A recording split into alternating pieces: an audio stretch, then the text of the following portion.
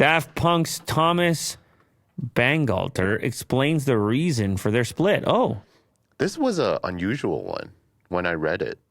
I didn't know that. I didn't think they would ever explain it. The last thing I would want to be in the world we live in 2023 is a robot. That's a quote. Whoa.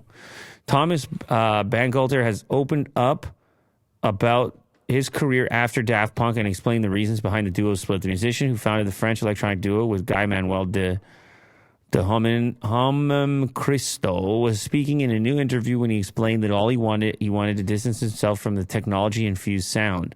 Daft Punk was a project that blurred the line between reality and fiction with these robot characters. He told BBC it was a very important point for me and Guy Manuel to not spoil the narrative while it was happening. He continued, I love technology as a tool, but I'm somehow terrified of the nature of the relationship between the machines and ourselves. Now the story has ended.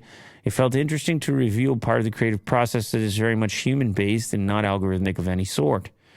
Well, you kind of saw that in their records as it progressed. Mm-hmm. More live instrumentation and more vocals, collaboration, or orchestral.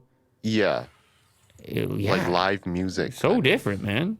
As time went on. Mm-hmm. According to Bangalter, part of the reason behind his new distance from electronic-led music was due to the rise of AI and its increasing influence over creative outlets. Go more human. Bang the drum. Right, Will? Bang the drum, dude. But it's not stopping him from making music. Just different music. Yeah. So maybe even inspiring different music. Mm-hmm.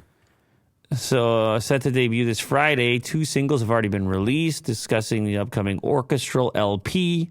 So there you go, orchestral music.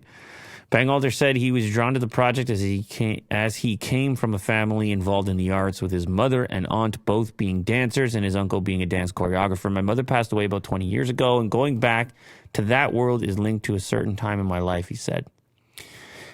Sometimes I think the people that have the most clear vision on a particular topic are those who have been the most immersed. Those who have been not just as a person enjoying, say, electronic music, but those making it to say, hey, these are the shortcomings I see. These are my apprehensions based on my experience.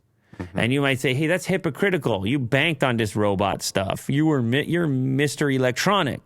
And it's like, yeah, that's exactly why he's the right guy to tell you about the potential shortcomings of it or about the fears and so forth, because his level of immersion would probably be far beyond that of just a casual listener who mixes it in with a variety of other music they listen to.